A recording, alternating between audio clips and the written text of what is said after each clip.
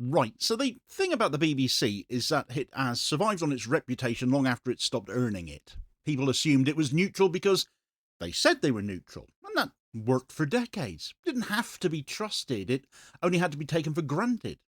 But Gaza broke that. Corbyn broke that. Long before this latest incident about Trump that has now finally triggered resignations.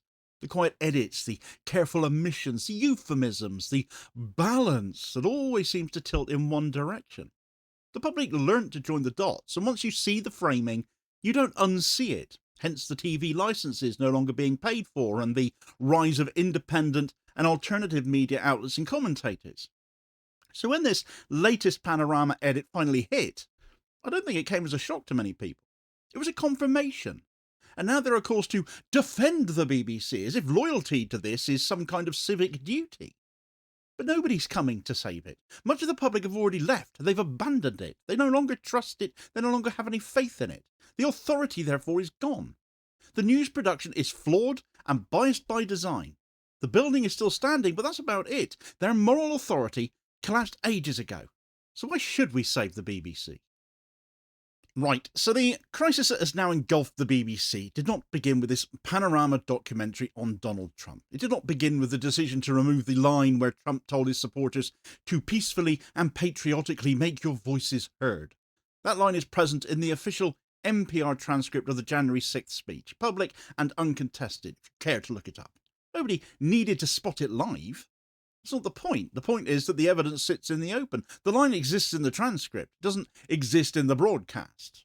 This wasn't an exception, though, was it? This was the continuity we've come to expect from the BBC. We've seen the same pattern in the Gaza coverage, where the legal term for what was happening could not be spoken aloud, even after the ICJ ruled that genocide was definitely plausible. The Panorama edit wasn't the emergence of bias. It was just the latest moment that bias became visible. They've been exposed again. And once something is observable, it's no longer deniable. And the BBC have a long track record of denying what we have all been able to increasingly see. Director General Tim Davie's resignation, the head of news Deborah Turness's resignation. These are not the results of internal reflection or professional accountability. They were defensive acts. You can imagine they might have been lent on over it. They've weathered plenty of bias accusations before, after all.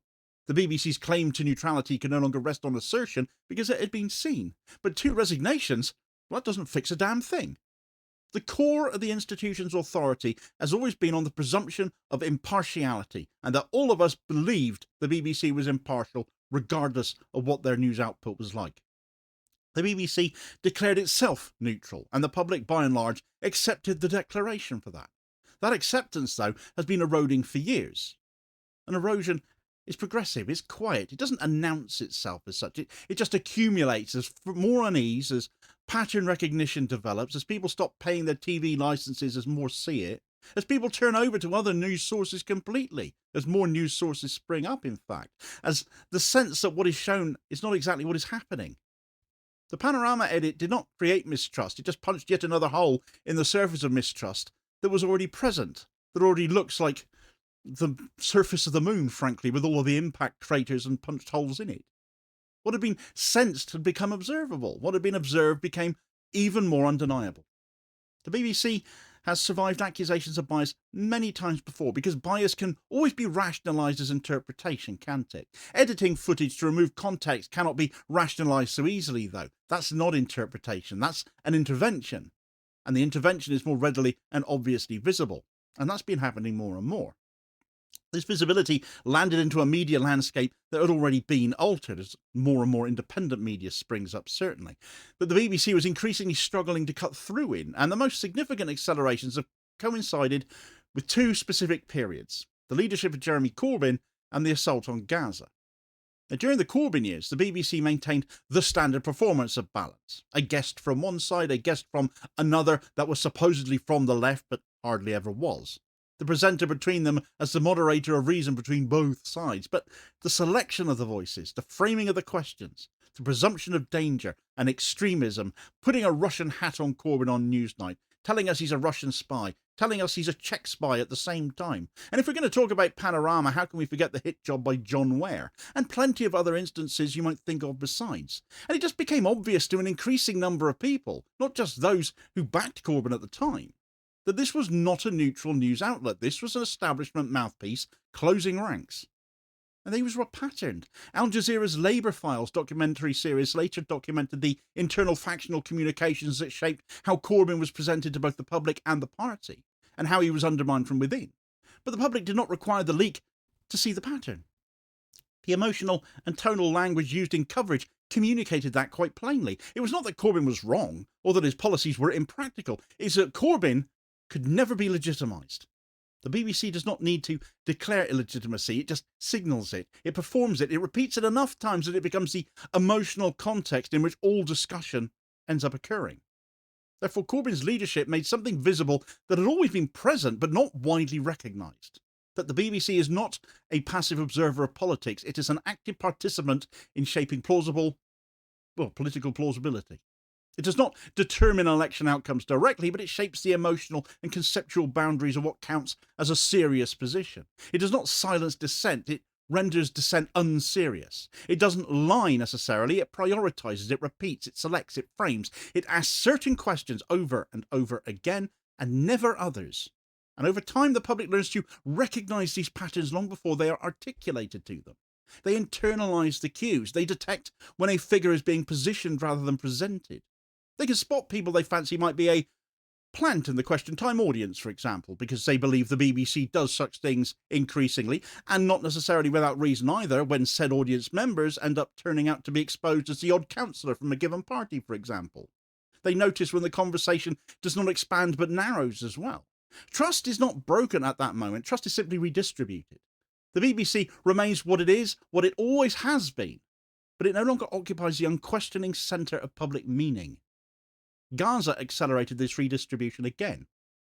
The International Court of Justice ruled last year that genocide was a plausible legal description for what is happening there at Israel's hands. The United Nations Special Rapporteur Francesca Albanese declared the assault to be genocidal as well. Hospitals have been destroyed, civilian population centres have been bombed, mass famine conditions have been documented, and the BBC has avoided that word genocide time after time to the point of ridicule. A diktat from further up the chain of command, as we are led to believe that is as a result of. Reports have come out that allege that journalists have been instructed to refrain from using it. Other reports covered internal frustration among staff who understood what they were seeing and felt constrained in how they could describe it, how they were allowed to. But the public, who had access to the raw video via social media, to eyewitness testimony through other news outlets, to humanitarian reporting unfiltered by state narrative, as that is, they've all recognised the hesitation and the disconnect in BBC reporting. The BBC was not failing to report, it was managing the language of the reporting. Euphemism ended up replacing clarity, balance replaced fact, concern replaced identification. This was not misinterpretation, it was the practice of a broadcaster whose mandate includes the maintenance of diplomatic legitimacy. The public saw it, didn't like what they saw. This latest incident surrounding a Panorama edit arrived in the wake of all of these recognitions having become increasingly acknowledged amongst the general public for a number of years now, therefore. It didn't create them, it concentrated them into another moment where the public could say, there they go again. The institution could no longer rely on the presumption of good faith. It had already lost so much of that. The footage had been shaped, the context had been removed. It did not matter whether the intention was partisan or careless or editorially rationalised in some way. The gap between what was and what was shown has just become increasingly more visible. The performance of neutrality could no longer be performed convincingly. The resignations that followed were not about responsibility, therefore. They were about containment. They were an attempt to preserve the idea that the breach was a mistake that could be attributed to a couple of people, rather than the public noticing what had been happening all along and has been for years, frankly, given we, the British public, have been dismissed over such allegations before. It's only when the Trump administration kicked off that something actually shifted this time. All the times the BBC has got away with stuff before and nothing has actually been done. Not over Corbyn, not British democracy being subverted, not Gaza and that word the BBC dare not speak, but Trump. And at the same time, others recognise the opportunity created by this incident. Caroline Leavitt, for example, posted on Twitter that BBC News is dying because they are anti-Trump fake news. Everyone should watch GB News. Well, that seems like a frankly awful idea, but then she's a frankly awful person. Reform MP and GB News second jobber Lee Anderson was all over it, though, amplifying her comments, because of course he did. There you go. Tune into GB News to get a fair and balanced view of the political world. My arse you do. These statements did not propose reform to the BBC. They did not offer critique. They offered replacement. The fall of one authority became the recruitment mechanism of another, which is frankly far worse. The framing was simple. The BBC has betrayed you. Come to us. But this is not a transfer of journalistic responsibility or anything remotely close to it. GB News does not set out to inform. It sets out to affirm what they want you to believe. It does not pretend neutrality at all. It doesn't require plausibility, because it definitely isn't. Its purpose is not to broaden public understanding, but to provide a sense of belonging to those who feel disenfranchised by the political centre. To drive the politics of division that Reform UK represents, because it is basically a 24-hour public broadcast for that party. It's identity broadcast. It's not journalism, nothing close to it. So this is the false choice. The public is told that the collapse of the BBC's authority leaves only two options that you must choose from. Defend the BBC in the name of democracy, or flock to GB News in the name of unfiltered truth, as they would have you believe it. Both positions rely on the belief that a single broadcaster must define reality. Both require the public to be passive. Both rely on the assumption that interpretation must be outsourced. The message is clear. There must be a central narrator. Defend it or replace it, but do not believe you can do without it. Binary choice. The political class, the voice of the establishment, if you will, expressed this fear directly too in a tweet I spotted by Labour MP Oliver Ryan, who I thought summed up this sentiment quite nicely. He wrote, "So many new media influencers, journalists, presenters, populists and funders of the political extremes completely despise the BBC, are jealous of the BBC, want to see the end of the BBC for their own benefit. If we want the BBC to survive, we have to be prepared to defend it. Quick, break out your torches and your pitchforks. Oliver Ryan has called us to arms to protect our saviour, the BBC." The accusation was jealousy there, sabotage, undermining. The defence was institutional loyalty. The assumption was that the BBC is the structure through which democratic reality is maintained and can only be maintained else we collapse into anarchy. To question it is to destabilise the informational foundation of this country. But the public's already moved beyond this assumption. A lot of us did years ago now. They do not need to destroy the BBC. They have simply learned they can interpret national and global events without it. And we have, haven't we? GB News does not fill that space, however. It occupies a completely different emotional register. It does not exist to provide information. It exists to provide identity coherence. It tells its audience not what is happening, but who they are. Its purpose is not factual clarity, but effective certainty. It offers the opposite of the BBC, not in structure, but in tone. The BBC maintains reality through authority. GB News maintains reality through grievance.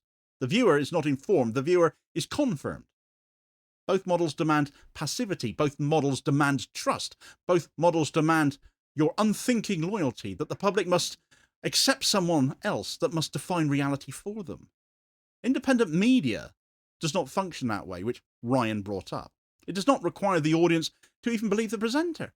It requires the audience to see the material and let it speak for itself for the most part. It doesn't ask for trust, though reputation is key to their legitimacy. Without that, they are nothing. No big money backers. It just offers the evidence. It cites the sources. It shows the primary documentation. It does not define reality. It discloses it.